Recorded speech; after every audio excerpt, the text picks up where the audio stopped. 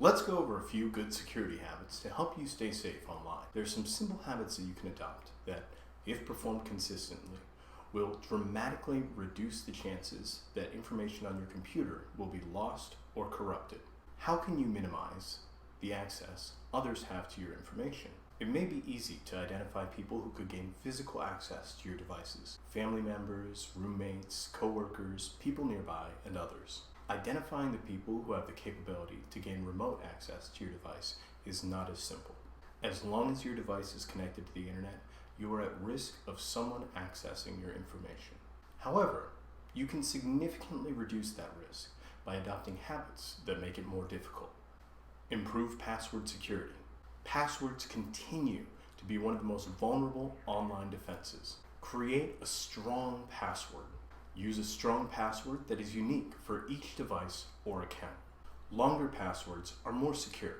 An option to help you create a long password is using a passphrase. That's 4 or more random words grouped together and used as a password. To create strong passwords, the National Institute for Standards and Technology recommends that you use simple, long, and memorable passwords or passphrases. You should also consider using a password manager.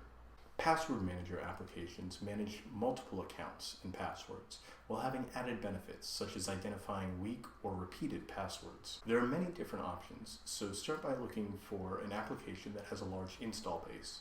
Look for 1 million or more users and many positive reviews, preferably over 4 stars. Properly using one of these password managers will help you improve your overall cybersecurity. Always use two-factor authentication, if available. Two-factor authentication is a more secure method of authorizing access. It requires 2 out of the following 3 types of identification: something you know, like a password or PIN, something you have, like a token or ID card, and something you are, like a biometric fingerprint. Because one of the 2 required credentials requires physical presence, it makes it much more difficult for a threat actor to compromise your device. Always use security questions properly. For accounts that ask you to set up 1 or more password security questions, use private information about yourself that only you would know. Answers that can be found on your social media or facts everyone knows about you make it much easier for someone to guess your password. Create unique accounts per user, per device. Set up individual accounts that allow only the access and permissions needed by each user. When you need to grant daily use accounts administrative privileges, only do so temporarily. This precaution reduces the impact of poor choices, such as clicking on a phishing email or visiting a malicious website.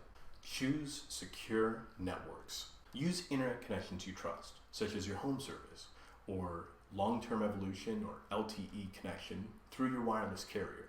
Public networks are not very secure, which makes it easier for others to intercept your data. If you choose to connect to open networks, consider using antivirus and firewall software on your device. Another way you can help secure your mobile data is by using a virtual private network, or VPN. This allows you to connect to the internet securely by keeping your exchanges private while you're connected to public Wi-Fi. When setting up your home wireless network, make sure you use WPA2 encryption. All other wireless encryption methods are outdated and more vulnerable to exploitation. In early 2018, the Wi-Fi Alliance announced WPA3 as a replacement to the long-standing WPA2 encryption standard. As WPA3 certified devices become available, you should definitely move over to devices that are using this standard. Keep all of your personal electronic device software current. Manufacturers issue updates as they discover vulnerabilities in their products.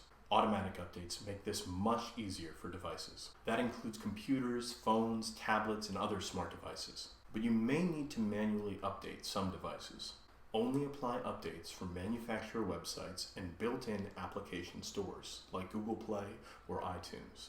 Third-party sites and applications are unreliable and can result in an infected device. When shopping for new connected devices, consider the brand's consistency in providing regular support updates. Be suspicious of unexpected emails.